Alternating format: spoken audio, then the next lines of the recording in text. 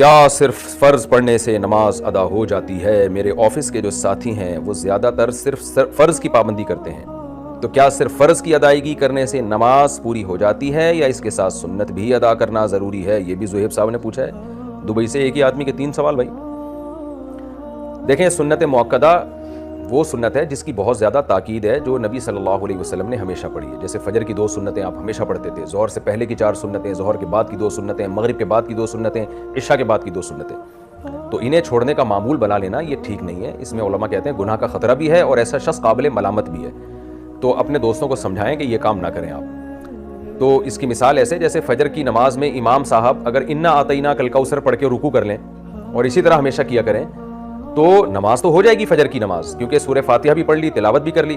لیکن امام کو کیا کہا جائے گا کہ بھائی نبی صلی اللہ علیہ وسلم فجر میں لمبی قرات کرتے تھے، مغرب میں مختصر قرات کرتے تھے، آپ جتنی قرات مغرب میں کر رہے ہیں اتنی فجر میں کر رہے ہیں۔ تو امام دلیل میں یہ دے کہ کیا انا اعطیناک الکوثر پڑھنے سے نماز نہیں ہوتی؟ تو بھائی نماز تو ہو جاتی ہے مگر سنت طریقہ نہیں ہے یہ، تو اس لیے خلاف سنت ہے یہ۔ تو جیسے ایسے امام کو ملامت کی جائے گی جو فجر کو بہت مختصر پڑھاتا ہے، قل واللہ احد پڑھ کے رکوع کر لیتا ہے، تو ایسے ہی ایسے شخص کو بھی ملامت کی جائے گی جو صرف فرض پہ اکتفا کرتا ہے اور اس کے ساتھ سنت موقدہ نہیں پڑھتا۔ لیکن بہرحال فرض ادا ہو جاتے ہیں اگر کوئی سنت موقدہ نہ بھی پڑھے، اور فرض اور سنت میں فرق بھی زمین آسمان کا ہے۔ کوئی سنت موقدہ چھوڑ دیتا ہے تو قابل ملامت ہے، لیکن اگر فرض چھوڑ دیتا ہے وہ تو بہت سے فقہا کے نزدیک تو وہ اسلام سے ہی نکل جاتا ہے۔